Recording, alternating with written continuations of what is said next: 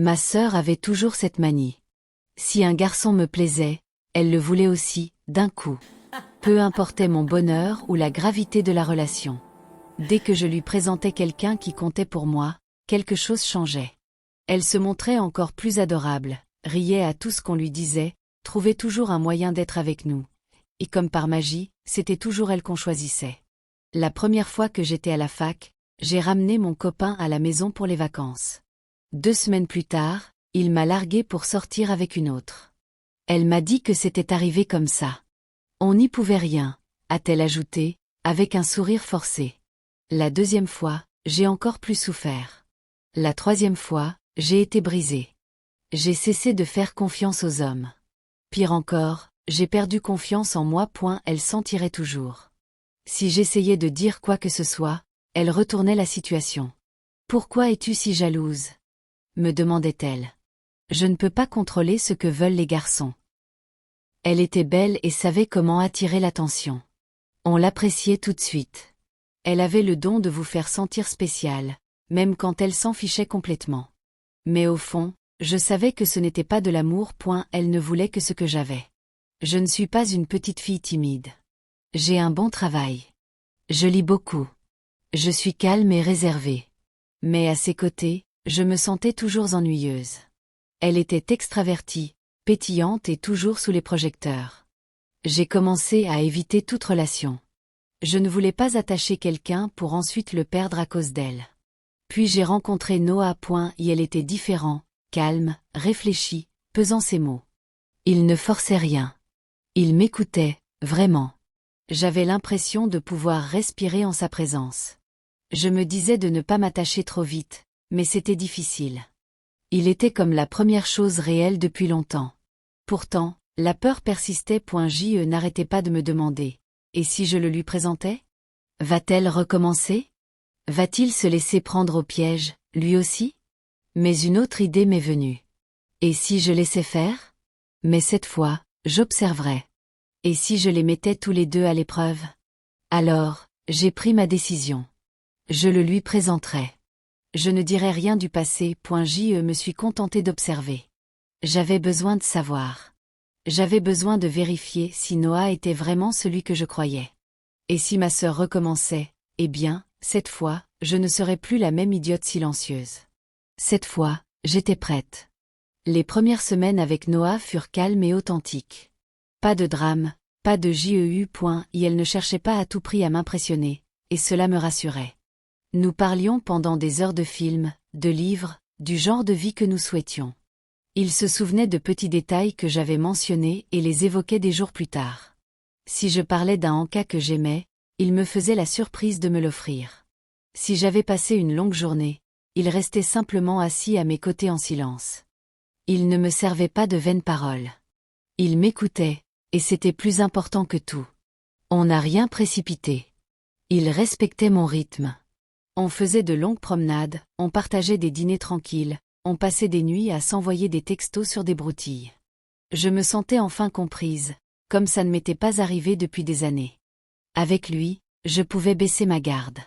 J'ai commencé à rire davantage, à mieux dormir, à sourire sans raison. C'était simple et naturel. Je n'avais pas l'impression de devoir être quelqu'un d'autre. Il m'aimait tel que j'étais. Je savais que c'était différent. Il ne me comparait à personne. Il ne flirtait pas avec d'autres femmes. Il me regardait comme si j'étais la seule au monde. C'était nouveau. Cela m'effrayait un peu, car si c'était réel, je ne voulais pas que ça se termine. Si je laissais ma sœur l'approcher, il y avait des chances que je le fasse. Mais je n'arrivais pas à me débarrasser de cette peur. Ma sœur avait toujours cette façon de s'approprier ce qui m'appartenait, surtout avec les hommes. Elle leur souriait et faisait semblant d'être amicale. Mais au fond, il y avait quelque chose de tranchant, quelque chose d'affamé. Chaque fois que je la présentais à quelqu'un qui me plaisait, ça finissait mal pour moi. Je ne voulais pas que ça se reproduise. Mais je ne voulais pas non plus vivre dans la peur. Il fallait que cette fois soit différente. J'ai pensé à dire la vérité à Noah à son sujet. À lui dire comment elle m'avait blessée par le passé. À lui dire que je ne lui faisais confiance avec les personnes qui comptaient pour moi. Mais quelque chose m'en a empêché. Peut-être que je ne voulais pas paraître amère. Peut-être que je ne voulais pas qu'il voie cette faiblesse en moi. Ou peut-être qu'au fond, je voulais savoir si je pouvais lui faire confiance sans l'avertissement. Alors, je me suis tue. Je lui ai dit que je voulais qu'il rencontre quelqu'un d'important, ma sœur. Il a souri et a dit qu'il en serait ravi. Il ne savait pas ce que je pensais vraiment. J'avais organisé cette rencontre comme si de rien n'était, comme une simple formalité. Pourtant, j'avais le cœur serré. Le jour J, je l'ai amené. Ma sœur a ouvert la porte avec son sourire radieux habituel. Elle le regardait comme elle regardait toujours mon petit ami, comme si elle pensait déjà à ce qu'elle pourrait lui prendre. Je l'observais attentivement. La façon dont elle riait aux éclats à ses blagues. La façon dont elle lui touchait le bras sans raison. L'éclat dans ses yeux quand elle le regardait, non pas comme une sœur rencontrant le partenaire de son frère, mais comme quelqu'un qui aperçoit un chaland. Noah était poli, aimable, mais je ne savais pas s'il avait remarqué ce qu'elle faisait. Peut-être qu'il était simplement gentil, ou peut-être qu'il se laissait prendre au piège. J'essayais de rester calme. Je ne voulais pas tout gâcher en réfléchissant trop. Mais au fond de moi, j'avais la gorge serrée, comme si j'attendais que quelque chose tourne mal, comme toujours. Je souriais, je parlais, je riais quand il le fallait. Mais chaque instant était une épreuve. À chaque seconde, je me demandais, est-ce que cette fois, elle va recommencer? Je n'ai rien dit à aucun des deux ce jour. Je me contentais d'observer, attentive, dans l'attente. Après cette première rencontre, j'ai commencé à remarquer de petits changements chez ma sœur. Elle s'envoyait des messages plus souvent que d'habitude, me demandant ce que faisait Noah quand on se voyait, si notre relation était sérieuse. Au début, je pensais qu'elle était simplement curieuse, mais ensuite elle a commencé à passer à l'improviste. Elle arrivait avec des gâteaux ou disait qu'elle était juste dans le coin. Avant, elle ne faisait jamais ça. Elle s'habillait beaucoup plus élégamment quand elle venait.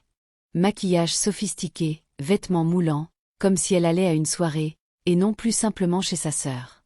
Elle riait plus fort quand Noah parlait, trouvait des moyens de s'asseoir près de lui touchait le bras quand elle faisait une blague.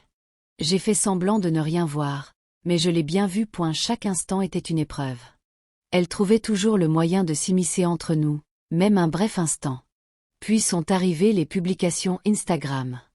Elle n'avait jamais rien publié de tel auparavant.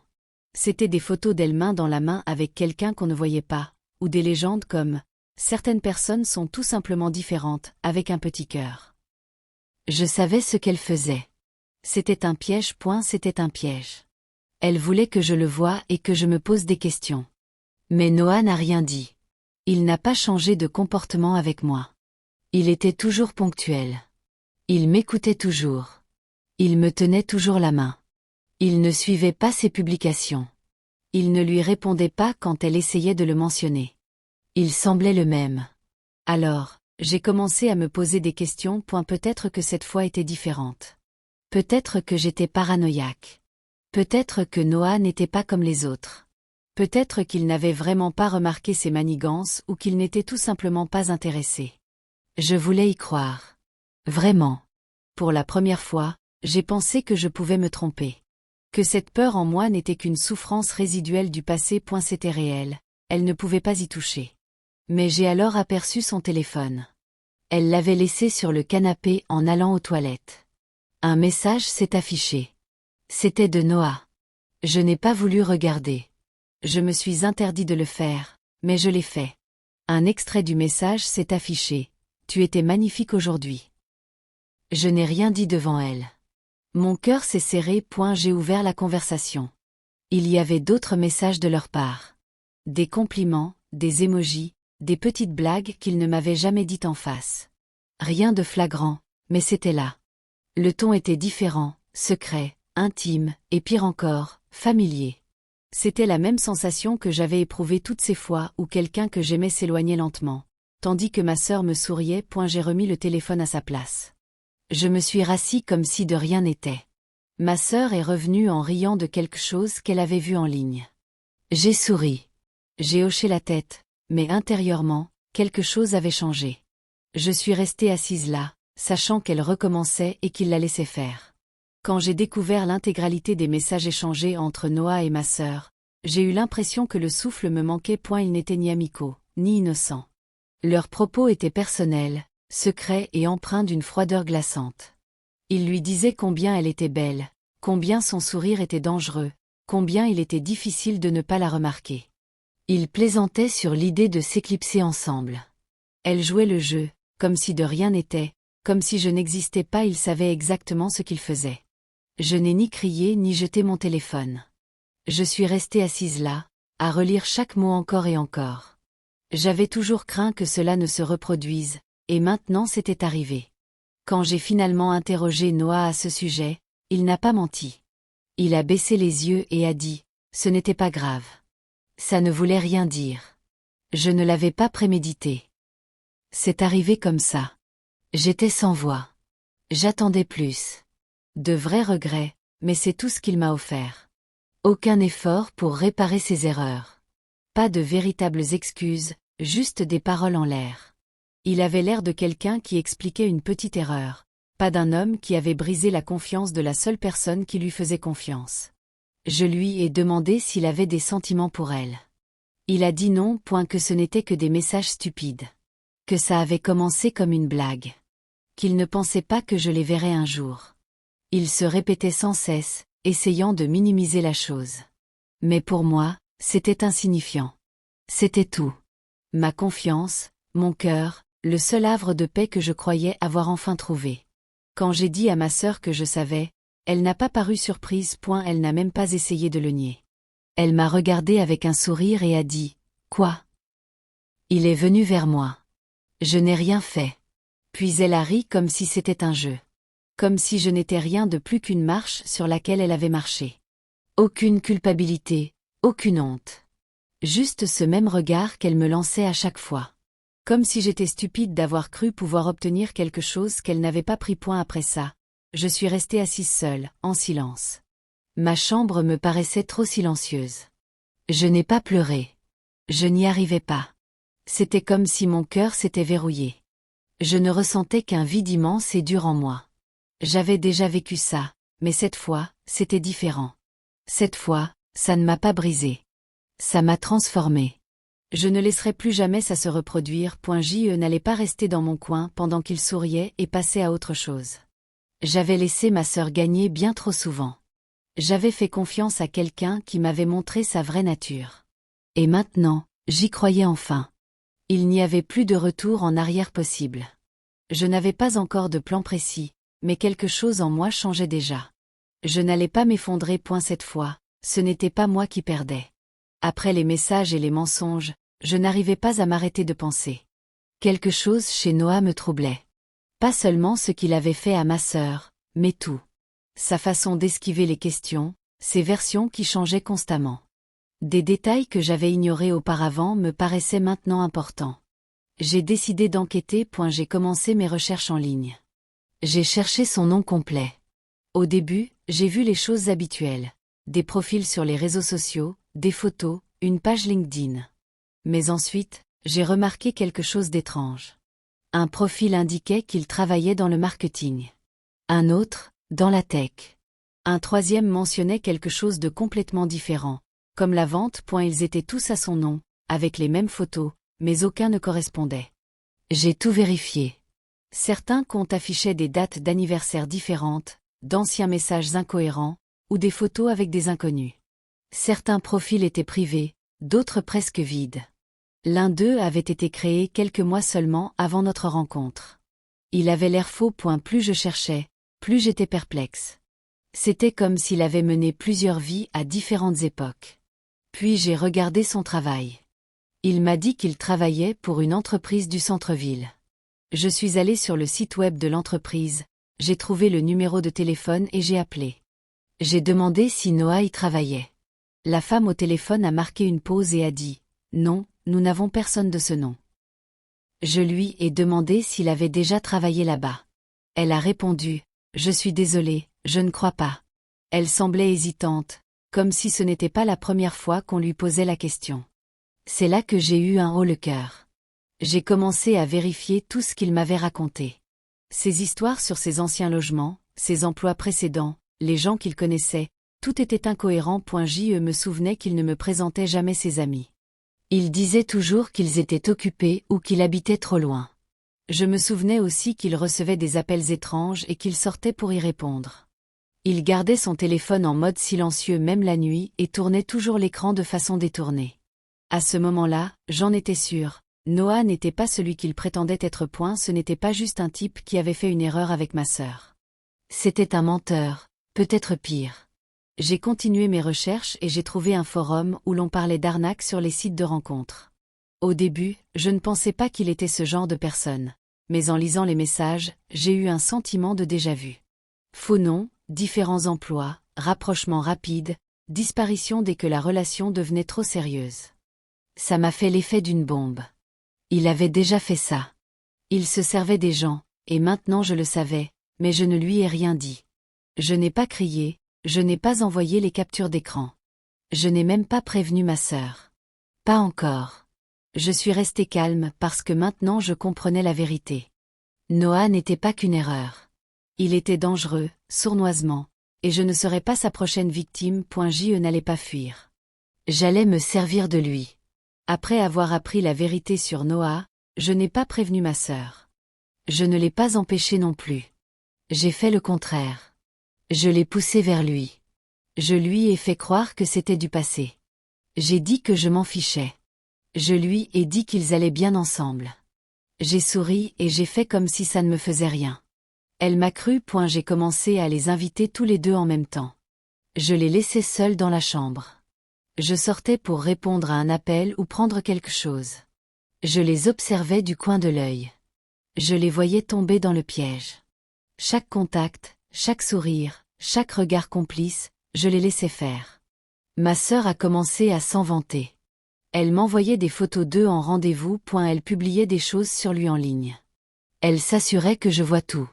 Un jour, elle m'a regardé droit dans les yeux et m'a dit « Il m'a dit qu'il ne t'avait jamais vraiment aimé. » C'était toujours moi qui étais à blâmer.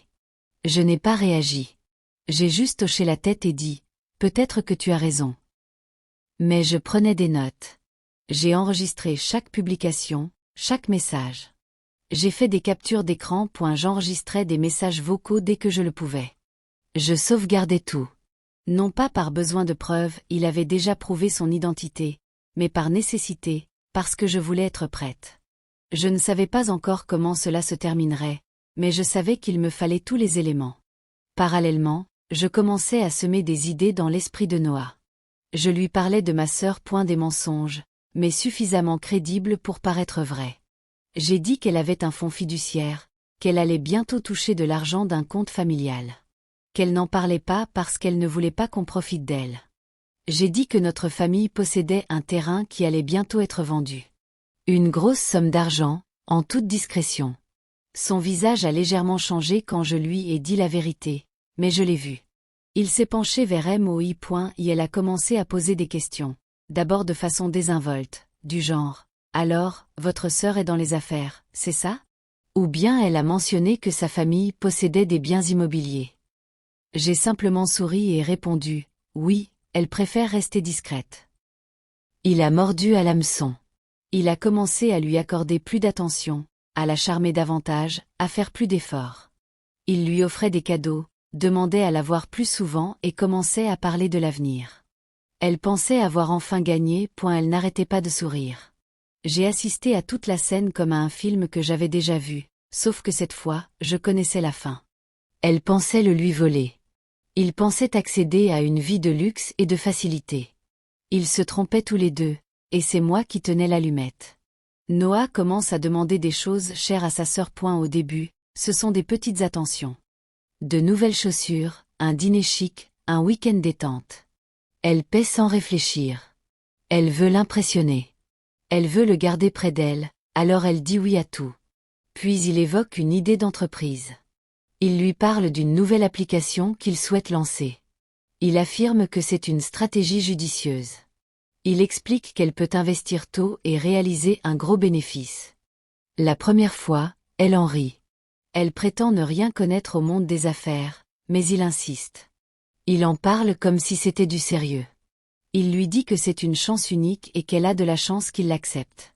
Elle ne prend toujours pas la chose au sérieux jusqu'au jour où, en consultant son relevé de carte bancaire, elle découvre des débits qu'elle n'a pas effectués. Des dépenses importantes, des achats en ligne, des paiements dont elle ne se souvient plus.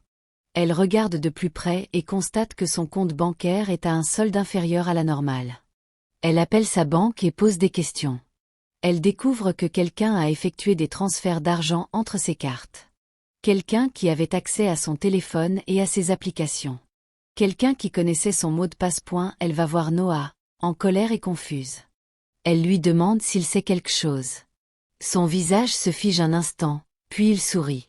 Il lui dit qu'elle se fait des idées, qu'elle a peut-être simplement oublié ce qu'elle a dépensé, que ça arrive à tout le monde, que sa banque a peut-être fait une erreur. Elle rétorque qu'elle n'est pas bête. Il répond « Je n'ai jamais dit le contraire ». Elle aborde de nouveau le sujet des frais. Et elle lui dit « Tu m'as dit que je pouvais utiliser ta carte une fois, tu te souviens ?» Elle répond « Non ». Il insiste « Si ». Elle commence à douter d'elle-même. Elle se tait. Il se penche vers elle, calme et posé. « Pourquoi tu en fais toute une histoire ? Je croyais que tu me faisais confiance. Pourquoi tu réagis comme ça maintenant ?» Elle le fixe. Et elle la regarde comme si c'était elle le problème, comme si elle exagérait. Il la fait se sentir folle, comme il me faisait me sentir. Elle tente de protester à nouveau, mais il la coupe. Il lui dit qu'il en a assez de ce drame. Que peut-être elle n'est pas prête pour quelqu'un comme lui. Qu'il devrait peut-être faire une pause. Elle ne dit rien. Elle reste assise là, confuse, silencieuse, perdue. Pour la première fois, je vois son visage comme le mien autrefois. Je l'observe de loin. Elle ne sait pas que je sais. Elle ne sait pas que je vois la vérité maintenant. Avant, c'était elle qui causait la douleur. Maintenant, c'est elle qui la ressent. Et je ne fais rien. Je me contente de regarder. Ma sœur est venue me voir, les larmes aux yeux. Sa voix était basse et tremblante quand elle a dit « Je crois qu'il essaie de m'arnaquer ». Elle n'avait pas l'air de la fille toujours souriante, toujours victorieuse.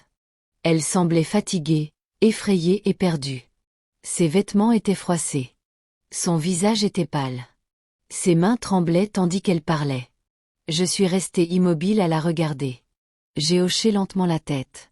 Puis j'ai dit « C'est ça que ça fait, hein ?» Elle a cligné des yeux, comme si elle n'était pas sûre de ce qu'elle venait d'entendre. Je ne me suis pas expliquée. Je ne l'ai pas réconfortée. J'ai laissé les mots planer dans l'air. Elle a commencé à m'en dire plus. Ses cartes de crédit étaient à découvert. Son compte épargne contenait moins de $100. Son téléphone signalait des paiements suspects. Elle a appelé Noah sans cesse, mais il ne répondait pas. Elle lui a envoyé des SMS, l'a supplié de répondre. Rien. Il avait disparu. Et sa voiture n'était pas garée à sa place habituelle. Son numéro renvoyait directement à sa messagerie. Il n'était pas chez lui. Elle est même passée devant chez son ami. Personne ne l'avait vu. 2 jours entiers passèrent. Pas de message, pas d'appel, rien. Elle s'est effondrée dans mon salon. Elle s'est recroquevillée sur le canapé et a pleuré à chaudes larmes. Ma sœur, celle-là même qui m'avait ri au nez après m'avoir volé l'homme que j'aimais, tremblait et restait muette. Je ne sais pas quoi faire, dit-elle. Je me sens tellement bête. Je ne répondis pas tout de suite. Je la regardais et repensais à tout. À toutes les fois où elle avait tout gâché. À toutes les fois où elle était partie sans le moindre remords. Toutes ces fois où je suis restée silencieuse pendant qu'elle riait. Maintenant, elle savait enfin ce que c'était que d'être utilisée, d'être trompée, de faire confiance à quelqu'un qui ne voulait que prendre. Noah a tout pris et il est parti. Son argent, sa tranquillité, sa fierté. Et il n'a même pas laissé un mot, juste le silence. Je ne lui ai pas demandé ce qu'elle allait faire. Je ne lui ai pas donné de conseils. Je ne l'ai pas prise dans mes bras. Cette fois, je l'ai laissée tranquille, car elle avait enfin compris. Elle avait toujours joué avec les sentiments des gens. Maintenant, quelqu'un jouait le même jeu avec elle, et en mieux. Elle m'a regardé, les yeux rougis, et a dit « Il ne s'est jamais soucié de moi, n'est-ce pas ?» J'ai légèrement secoué la tête. « Non, ai-je murmuré. Il ne l'a pas fait ?» Elle hocha lentement la tête, comme si elle connaissait déjà la réponse. Ses épaules s'affaissèrent.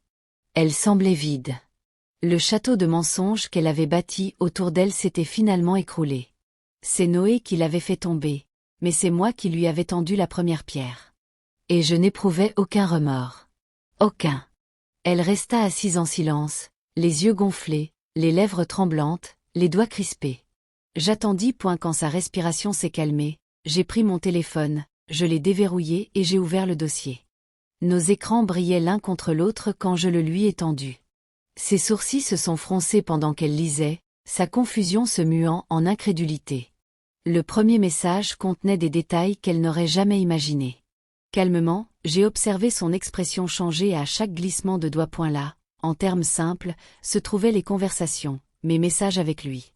Des phrases où j'expliquais à quel point elle était facile à manipuler, comment les compliments la rendaient faible, comment le charme fonctionnait à tous les coups, comment quelques mensonges bien placés, murmurés au bon moment, suffisaient. Il avait répondu, « Elle est déjà à mi-chemin ». Un autre avait dit, « On dirait qu'elle veut qu'on l'utilise ». Sa bouche s'ouvrit. Aucun son n'en sortit. « Tu savais » demanda-t-elle d'une voix à peine audible. J'acquiesçai d'un signe de tête. « Tu ne l'as pas arrêté. » Je ne voulais pas. Elle cligna rapidement des yeux, cherchant encore à comprendre. « Tout était faux » demanda-t-elle. « Depuis le début » répondis-je. Elle laissa tomber son téléphone sur ses genoux. « Pourquoi » murmura-t-elle. « Parce que tu en avais besoin » dis-je. « Tu avais besoin de ressentir ce que tu as fait aux autres. » Son visage pâlit. « Tu croyais l'avoir conquis » poursuivis-je. « Mais je le lui ai donné. » Elle baissa les yeux, la mâchoire serrée, l'esprit tourmenté. Aucune colère, aucun déni, juste le silence. Je lui ai dit quoi dire, dis-je. Ce à quoi tu allais succomber, quand insister, ou viser. Des larmes coulaient sur ses joues, mais elle ne les essuyait pas. Un dernier message l'attendait. Tu es sûr qu'elle ne le verra pas venir? Jamais, avais-je répondu. Elle l'a lu 2 fois. Chaque mot, chaque geste, chaque mensonge, ton histoire cette fois, ai-je dit. Elle a levé les yeux. Personne ne m'a rien volé, ai-je ajouté. Tu es entré sans problème. Elle n'a pas protesté. Elle n'a pas supplié. Elle est restée assise là, enfin confrontée à la vérité, clairement, pleinement, douloureusement. Et moi, j'étais assis en face d'elle, ni triste, ni fier, simplement apaisé. Elle est restée dans sa chambre pendant des jours. Silencieuse. Plus de rires bruyants. Plus de sourires suffisants. Juste le silence. Son téléphone n'a plus allumé. Sa boîte mail était pleine de factures et d'avis de paiement. Ses cartes bancaires bloquées. Son compte bancaire presque vide. Noé était parti. Son orgueil aussi. Personne n'était venu la sauver. Personne ne croyait à ses histoires. Elle n'avait qu'elle-même à blâmer. Cette fois, il n'y avait plus personne à tromper. Je la regardais se débattre sans dire un mot. Je ne lui ai pas tendu la main. Je n'ai pas souri non plus. Je l'ai simplement laissé ressentir sa douleur. Tout ce qu'elle avait fait ressentir aux autres. Je n'ai pas célébré. Je n'ai pas jubilé. Mais quelque chose en moi s'est apaisé. Apaisé. Pour la première fois, je me suis sentie légère, comme si j'étais enfin sortie d'une pièce sombre où j'avais trop longtemps vécu. Elle ne pouvait plus me faire de mal.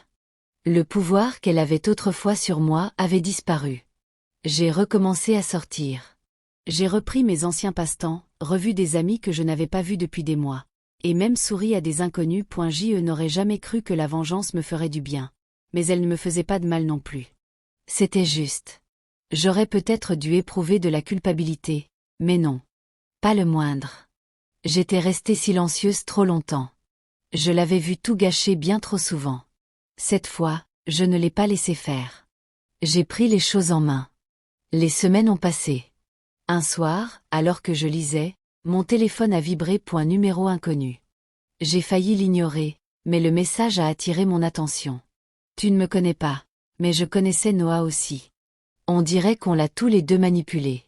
Appelle-moi. J'ai fixé l'écran un instant, puis j'ai souri. Pensez-vous qu'elle soit allée trop loin en tendant un piège à Noah, ou était-ce le seul moyen de faire enfin comprendre à sa sœur? Dites-moi ce que vous en pensez dans les commentaires. J'aimerais beaucoup connaître votre avis. Et si vous souhaitez découvrir d'autres histoires de vengeance aussi tordues, n'oubliez pas de vous abonner et d'activer les notifications pour ne rien manquer.